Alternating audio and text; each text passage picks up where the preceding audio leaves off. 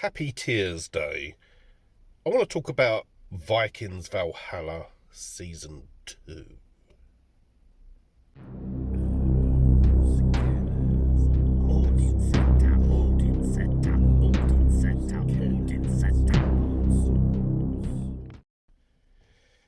Now, in talking about Vikings Valhalla Season 2, I want to start off by saying I'm not going to critique it on any historical facts or basis.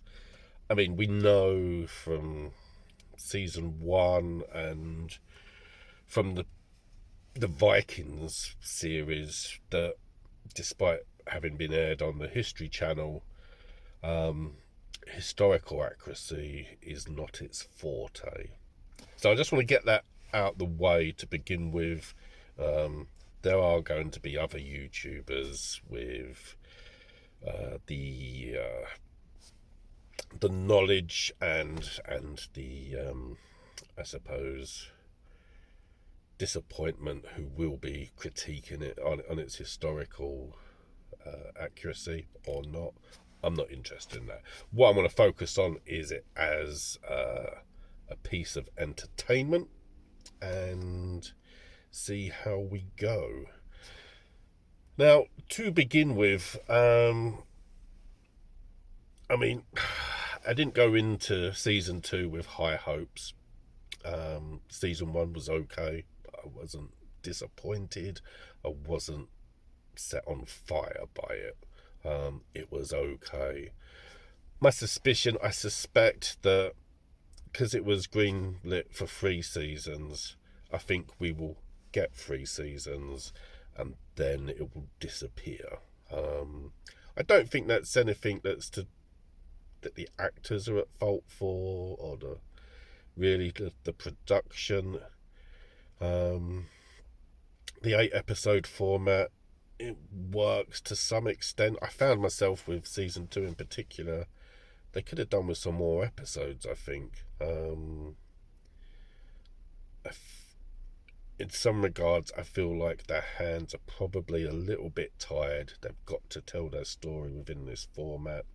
If it had been or was sort of setting the world on fire a bit more, season 2, maybe even season 3, might have been given an opportunity for more episodes.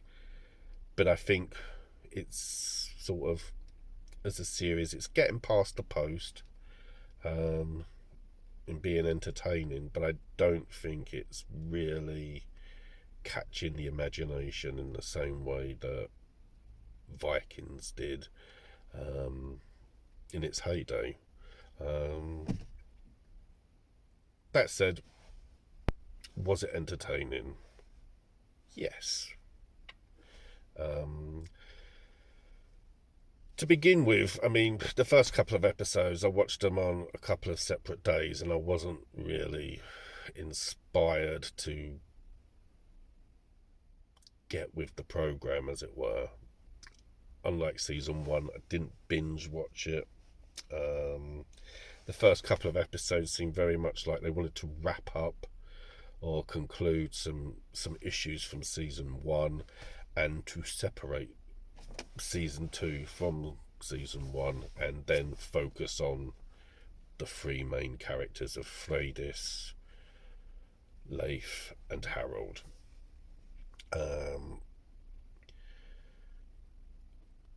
What I did find is once I got to about episode 3, episode 4, I did feel compelled to watch the rest.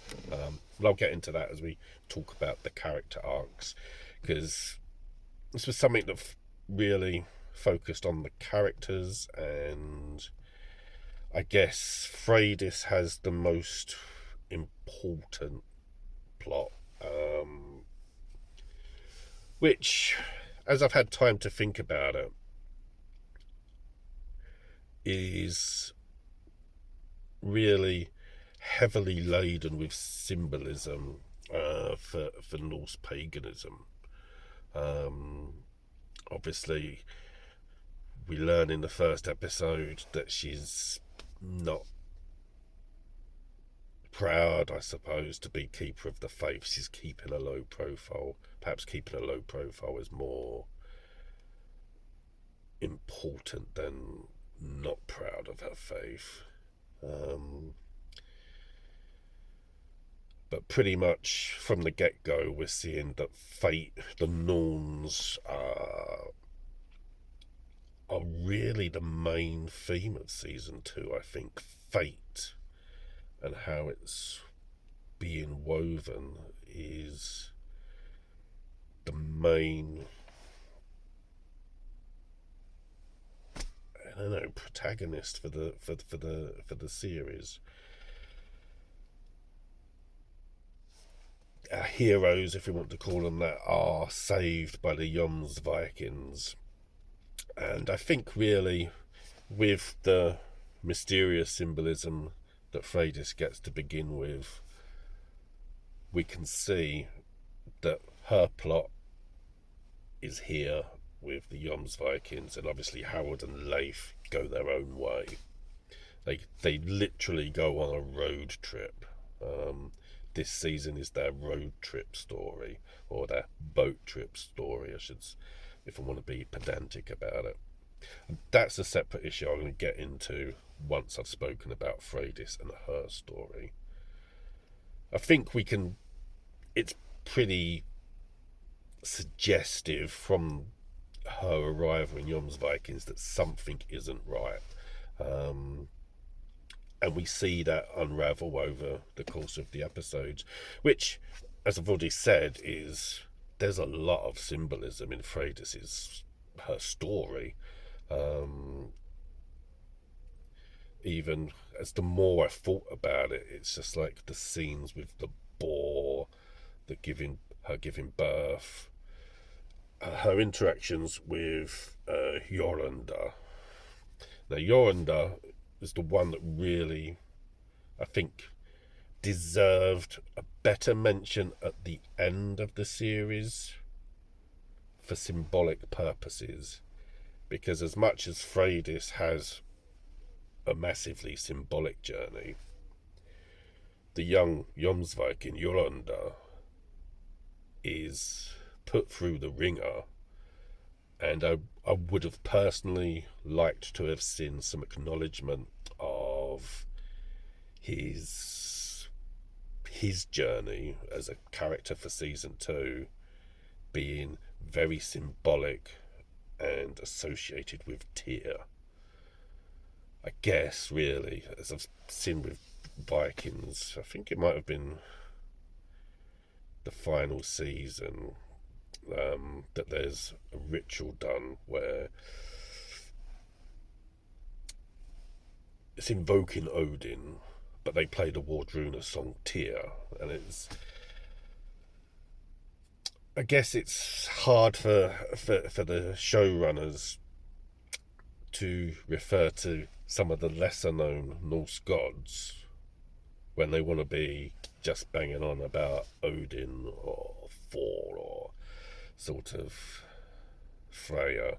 And it's just that sort of, as a conclusion, Joranda's story deserved the to have some acknowledgement of being as noble as Tyr, having suffered Tyr's fate in many ways, for doing and making sacrifices for doing the right thing.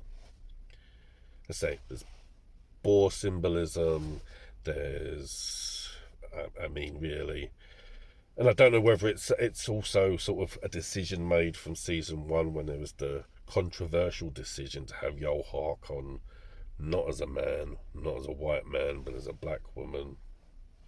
That in season 2 with the Joms Vikings we really get the white supremacy angle, with the Joms Vikings thinking that they're better than everyone else, and that even the people they're saving, they consider them second-class citizens.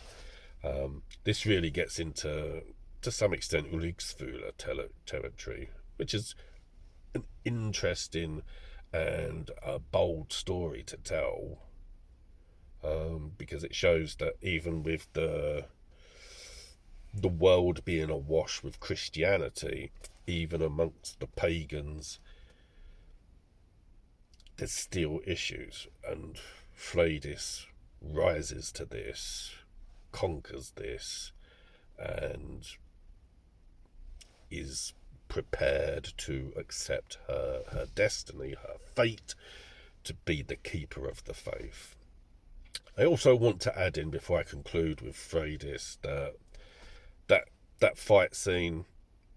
I mean, it had that moment of yeah, there we go, there we go. This is kind of the thing has been lacking a little bit, and really kind of delivered in a spectacular way. And it's also that by the time we got to episode 8, the final episode, it was just like, well, there's a shame that it's sort of not had a few more episodes, or it's doing a good job. So that's Freydis' story. I mean, I feel that there is a lot of symbolism, and I wish that there was some prods rather than just the symbolism. Some prods, some because Freydis is in the position of being the spiritual leader. For her to have just given a few pointers so that the casual watcher might go, oh, okay, look into that, rather than just sort of go, well, there's a cool scene with a boar, or there's the giving birth scene, or how symbolic it is that Jorundir assists Freydis, and his sacrifices are symbolically sort of, you can attribute them to him playing the role of Tyr, in the way that Freydis is being treated, in some ways how Freya, or a personification that is believed to be Freya, is treated when she first gets to Asgard. There's a lot of things there. I mean, it's possible I'm reading too much into it. I'm just really trying to make some sense of it. Anyway, that's I don't want to bang on about Freydis anymore. I mean, it's does a good job. Now, with Harold and Leif, I think the one thing we see in particular with Leif is we see the similarities to Ragnar. Once we get past him being mopey and on a come down from his berserker ending at the end of season 1, he has quite an interesting story, and it's interesting how him and Harold form this bromance. But mostly I think we see the association and the willingness of the things that made Ragnar interesting in the first couple of seasons of Vikings, where he is willing to learn and to adapt and to bring on board things from outside Norse society and make use of them for the betterment of himself and perhaps those around him.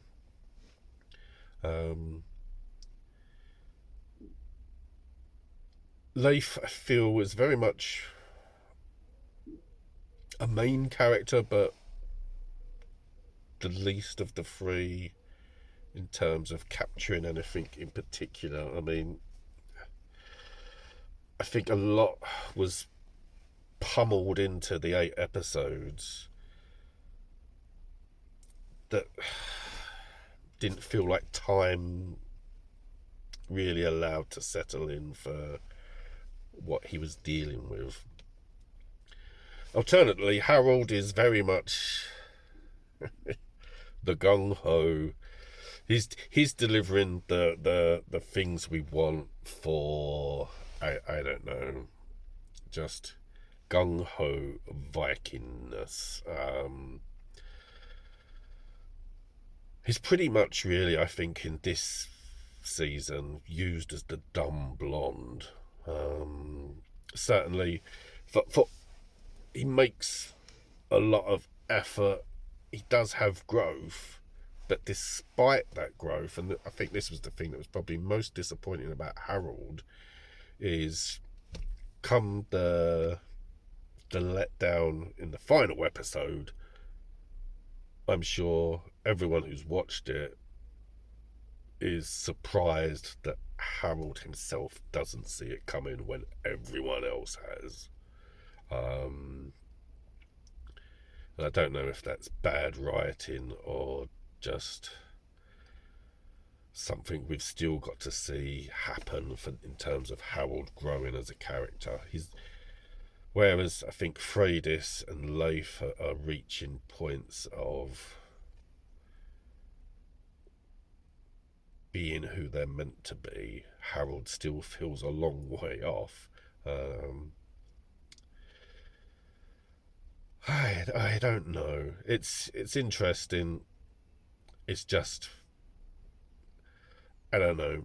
It's a bit of a dumb ox in many ways, and I found that a little disappointing.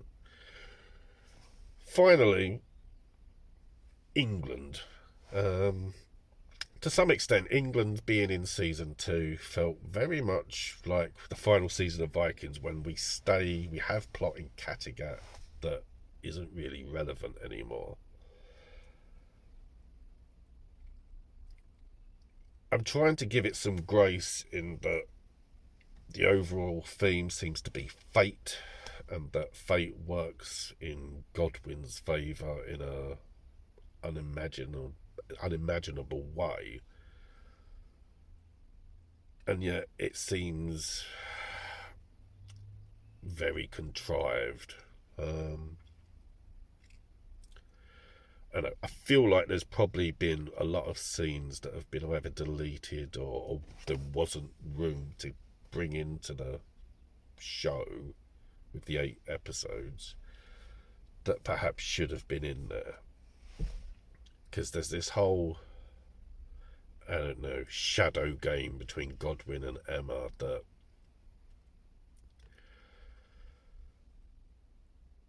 doesn't sit right. Everything suggests that Godwin is a schemer, and that he has schemed, and yet I don't know. There's just something not quite right about it, for my liking, at least. I don't know. Bookending the show, I mean, there was a couple of things I didn't really like, sort of like the first 2 episodes, I think, with Forkbeard. Again, I feel that there was some unnecessary writing to create some drama that wasn't there, in the way that Forkbeard deals with Olaf. It doesn't seem in keeping with the character what he does, having made comments to begin with that, traitors should be killed, and then not killing Olaf. I would have much preferred him to have not said that. Just maybe suggest that, because he's a serious man, Forkbeard, and it's quite compelling to see what he's done in the episodes he's been in. But it just sort of seems to be sort of like, yeah, no, I'm not that guy. I'm not that guy, and yeah, I'm just fooled you. And likewise with the final 2, I think it's the final 2 episodes, we get Canute back, who in season 1 was a really compelling character, and again it just seems to have been, most of his story has been off screen, which, to some extent, by the sounds of it, has just been him fighting, which, there probably wasn't room to include. It's just the actor and the way the character is portrayed is quite compelling also. And I would have liked to have seen more of Canute, but it is what it is. And I think that's sort of really the summary for season 2 of Vikings Valhalla. It is what it is. So, entertaining or not? For me, my scale of entertainment is from 0, i.e., Rings of Power, to maybe a 10, i.e., Black Sails. Um, and Vikings Valhalla season 2. Do you know, I've been thinking about this and thinking about this, and I've had in mind that 7.5. I mean, it's safely entertaining. And as I said at the start of the video, I think they'll get their season 3, and then that'll be it. I don't see it lasting beyond that, because I don't think there's the demand for it. I mean, it may be in the final season, the 3rd season, that they hit a lot of target boxes and really deliver. However, they deliver it in such a way that there's no way to go on to a season 4, because I don't think it's probably scored high enough or had the views enough or the rage of love for it that Vikings had. I think we're going through the motions, really, and that will sort of be its undoing, I feel. Say, I don't hate it. It is entertaining. It's just, I don't think it's done quite enough to capture the love that it perhaps otherwise might deserve. And perhaps that'll be the epitaph of Vikings Valhalla, which is sort of somewhere down the line, in a few years' time, it'll be, that's pretty good. It's just, it's not Vikings. And yeah, it's not Vikings, it's Vikings Valhalla. But there's just something that's not there, a fatigue, if you like, on sort of that world, i.e. the Michael Hurst world of the telling, that just doesn't bring the ship home. That is my review of Vikings Valhalla season 2. Unfortunately, I'm not seeing reminders or posts from, say, some of the other YouTubers I like to watch their reviews, in particular King McKay, who used to do Vikings. And I think the problem with probably Vikings Valhalla being on Netflix is it's not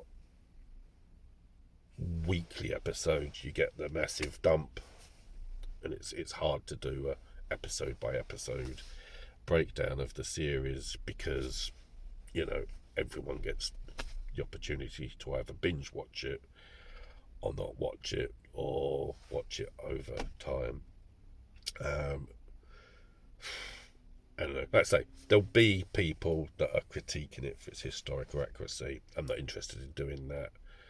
I have been interested by the symbolism to Norse paganism, and that caught my interest, and that probably elevates the whole series better than it might have done in the initial aftermath of having finished the series. I mean, I finished watching it last week, so it's taken a week to stew on it and to make this video. But I've rambled on enough. Thank you for watching. Do take care. and I'll see you soon. Goodbye.